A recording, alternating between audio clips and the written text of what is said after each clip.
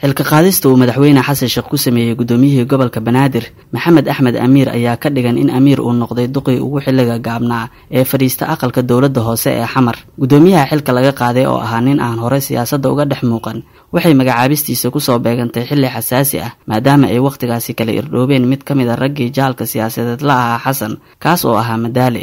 haddaba muxuu Xasan ku qoonsaday Amiir? sida ay sheegayaan xogaha ay hortami media heshay, Amiir oo xilkan hayay muddo ka yar 6 bilood waxa uu qaaday hilin ka duwan kii uu Xasan ka filayay, wuxuuna xafiiska la yimid fudeed iyo ku hadaaqida orahyo aan laga fiirsan, taas oo hadalhayn badan ka abuurtay baraha bulshada.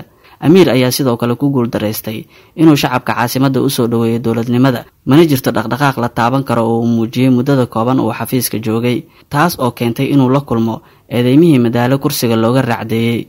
Amiir ayaa ku fashilmay qorshaha ugu weyn ee uu Xasan Sheekh u magacaabay, kaas oo ahaa dardargelinta in Muqdisho ay ka dhacdo doorasho ay dadka caasimadda kursiga gobolka ku keensadaan qofkii matali lahaa, waxaana aad u yaraaday tirada dadkii la filayay inay kaararka codbixinta qaataan. Abaabulkiisa oo hooseeya iyo xilgudasho la'aanta waxay Xasan ku xambaartay in xafiiska dowladda hoose uu ugu yeero Xasan Maxamed Xuseen Muugaab, kaas oo isna ay Xasan soo wada shaqeeyeen. Xasan ayaa mar kale tijaabinaya Muugaab oo duqa caasimadda soo noqday sanadii 2014 horena fashil awgeed uu xilka uga xayuubiyay Oktoobar 2015. waqtigan Muugaab waxaa horyaala howlo culus kuwaas oo laga xusi karo ka shaqeynta bilicda Muqdisho, dardargelinta doorasho ka qabsanta gobolka Banaadir iyo baahinta adeegyada muhiimka ah ee tabayaan dadka caasimadda. si kastaba waxaan la ogeyn waxyaabaha uu soo kordhin karo Muugaab oo sida la xasuusan yahay hore ugu hungoobay inuu ka miro dhaliyo dadaaladii laga filayay, waxaase macquul ah in fursadan ay noqoto mid uu ku saxo qaladaadkiisii hore.